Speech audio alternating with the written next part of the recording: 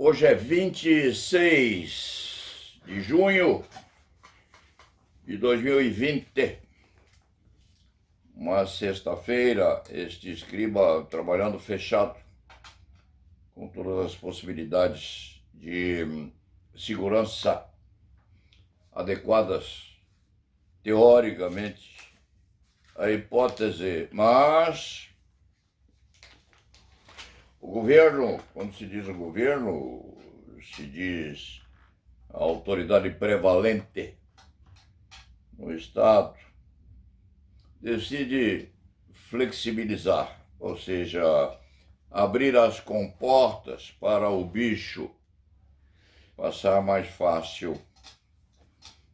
Este escriba não tem muita alternativa, porque é preciso coparticipar. Dizem que nas batalhas antigas, as lideranças se punham à frente dos exércitos e não ficavam no alto das montanhas esperando o que ia acontecer entronizadas.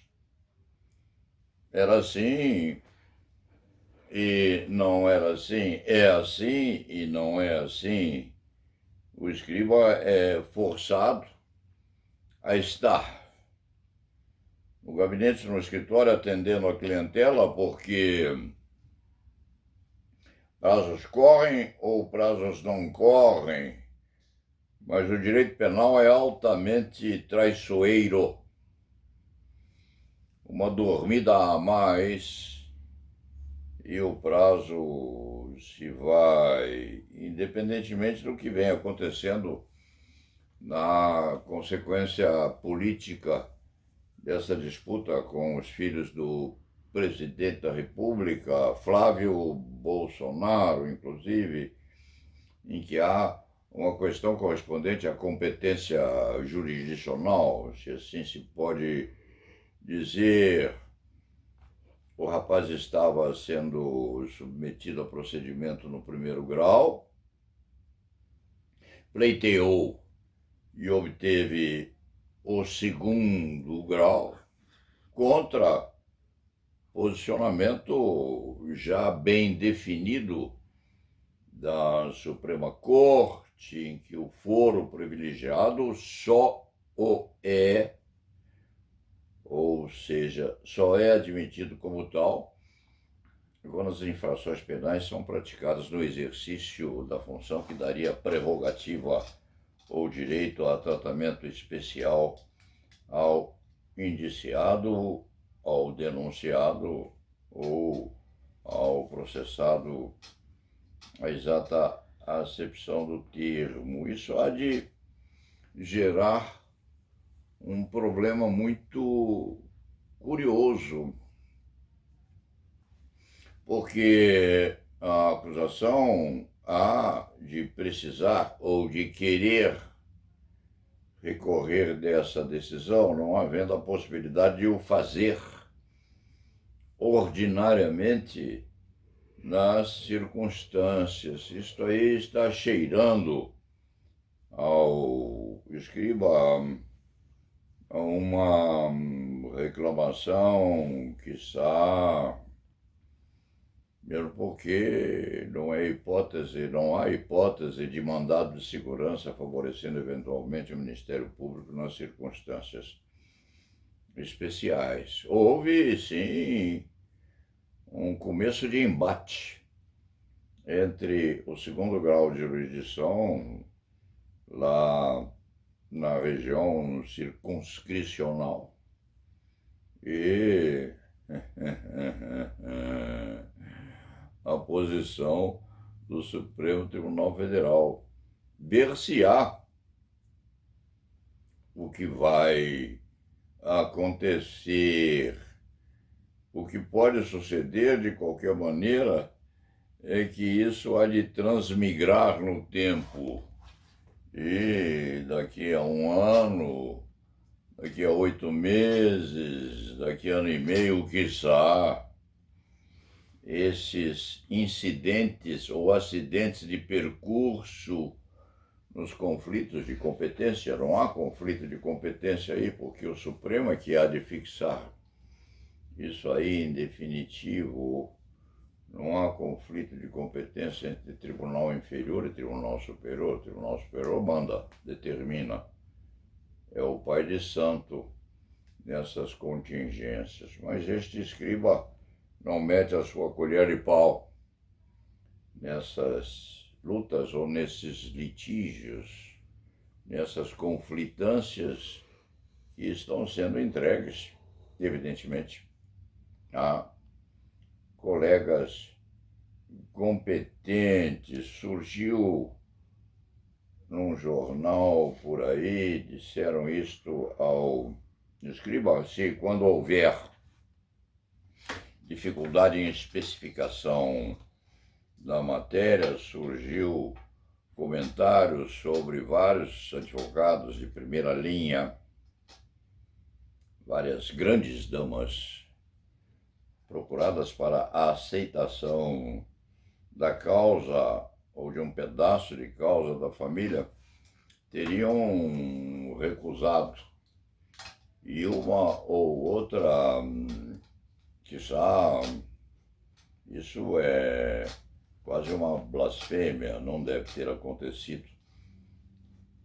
Uma ou outra pode ter empurrado a pretensão a um soldado acostumado a esse tipo de embate físico direto e conservando a prioridade na defesa atrás das linhas de batalha, apenas indicando a movimentação. Dizem que isto está a acontecer. Pode ser que sim, pode ser que não, mas o escriba também não tem coisa alguma a ver com isso. Pode ser um episódio intermediando o conflito principal. Pode ser que as grandes damas ou não hajam aceitado a causa ou não estejam querendo expor-se nas circunstâncias frente, eventualmente, a uma não otimização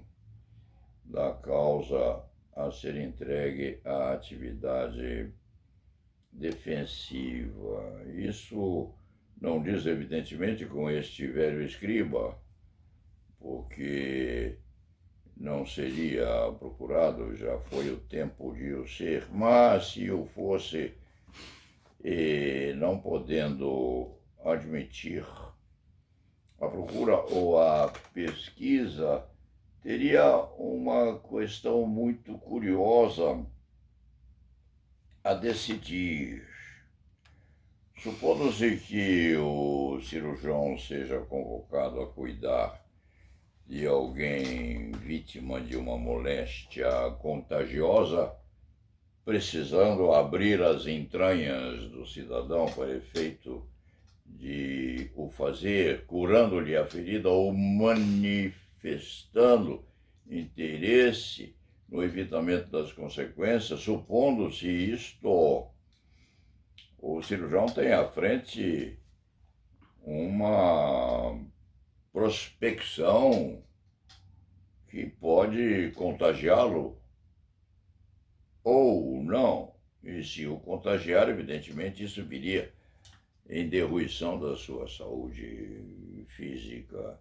É questão de saber se o cirurgião precisa ou não, nas circunstâncias, obedecer a aspectos técnicos e éticos do acasalamento das mãos diferenciadas ao ventre do indivíduo posto à observação ou ao gume do bisturi dourado. Em outros termos, a medida da infração penal praticada em tese deve ou não impressionar negativamente o advogado criminal para a aceitação ou não da causa posta a investigação ou a assunção é questão de uma reflexão muito acentuada relativa àquilo. O delito ou a infração penal em si é um fato típico, antijurídico, culpável, submetido a alguém para o exercício ou não da arte da defesa.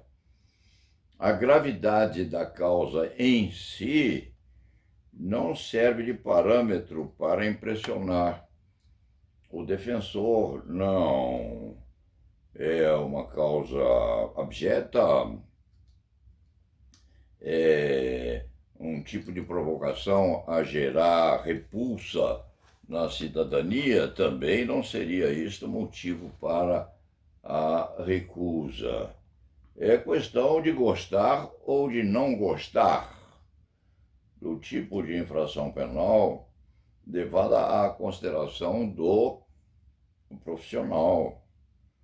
Sim ou não? Porque se, quando houver aceitação, essa aceitação obriga ao desnivelamento teórico de um ponto de vista ideológico do profissional convocado à defesa. Se, quando aceitar a defesa, precisa ir tecnicamente até os extremos da arte defensiva, porque não pode ter tibieza, covardia ou receio de ser mal examinado nas circunstâncias ou dentro das características especiais da provocação.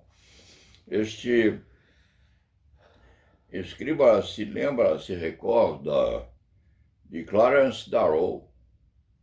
Clarence Darrow foi um dos maiores criminalistas que os Estados Unidos da América puderam ter nos quadros da Ordem dos Advogados de lá, que é diferente da nossa, mas de qualquer forma é um ministério a abrigar ou não o profissional. Foi. E se a memória deste antigo escriba não falha, aceitou e defendeu aqueles acusados do sequestro e assassínio de um rebento de Lindenberg, aquele piloto as de aviação que levou os Estados Unidos à glória. Era um ídolo, Lindenberg. E Clarence Darrow foi advogado da criatura e morreu anos depois, ainda avaliado como um dos melhores criminalistas que a nação teve, perlustrando o foro criminal da América do Norte. Isso aí serve, eventualmente, de desnutrição ética do profissional, mas se quando a criatura for um advogado sério, bem posto, examinando o crime, como fato a ser examinado cientificamente, a maneira ou da mesma forma que um cirurgião faz numa intervenção ascética ou muito bem direcionada no ventre do cidadão, sem escusas ou sem o exame e utilização de instrumentos anômalos,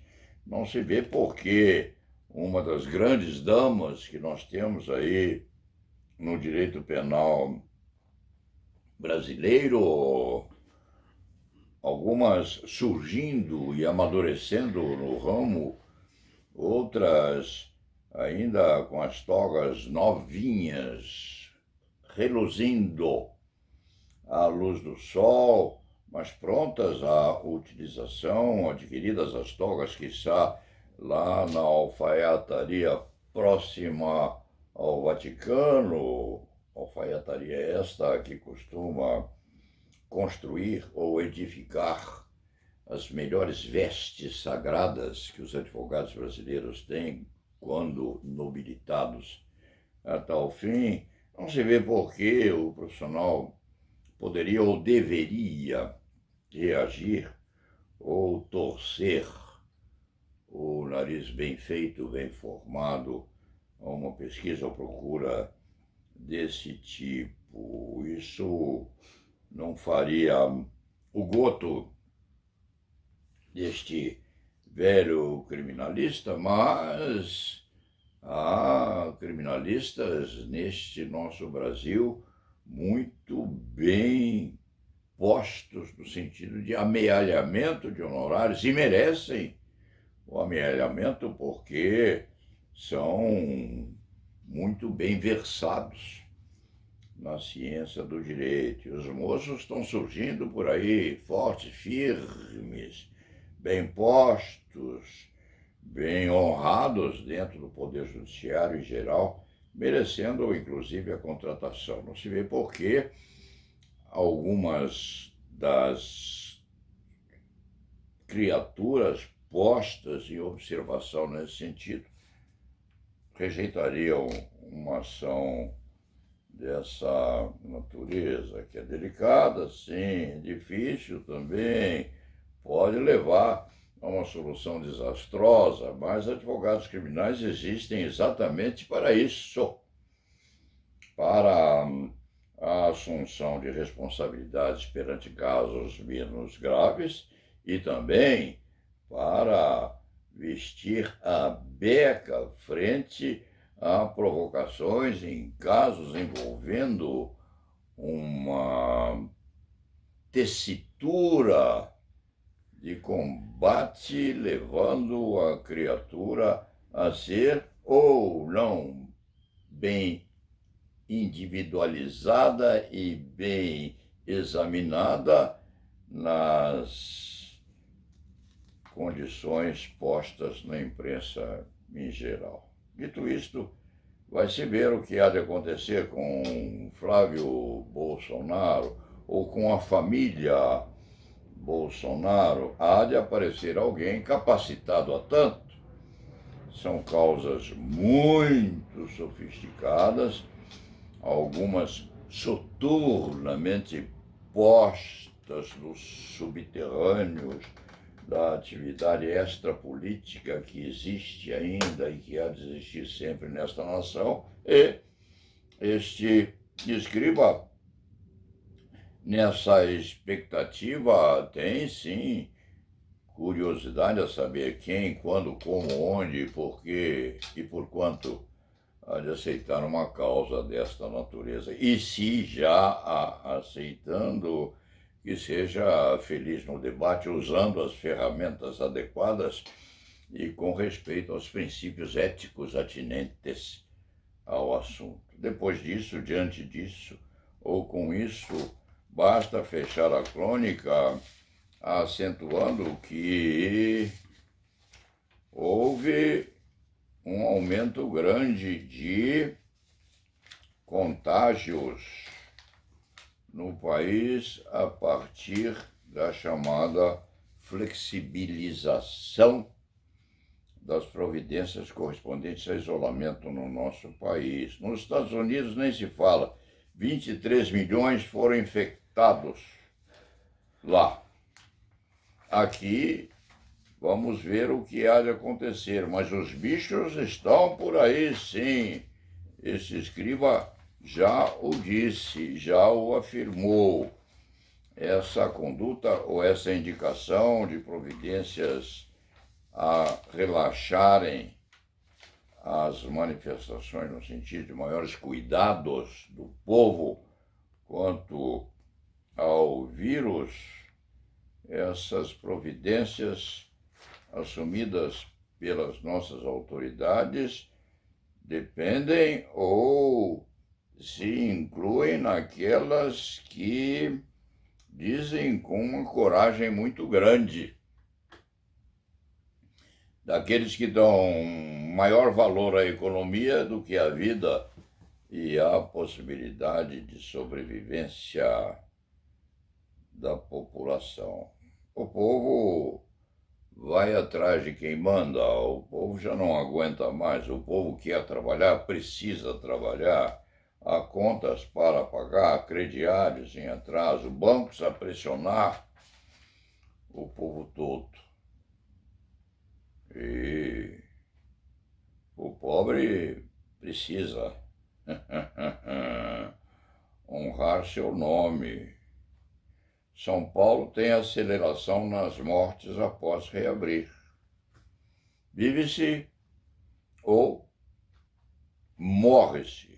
E vale o adágio, assim é, se lhe parece. Vai se ver o que há de suceder. Depois disso, diante disso, vai-se ao trabalho, porque os processos criminais andam suspensos ou não. Mas quem dormir, quem ficar sonolento no exercício da defesa, de repente acorda com o cliente condenado em razão de trespassamento do prazo assegurado ao pleno exercício da defesa. E la nave va.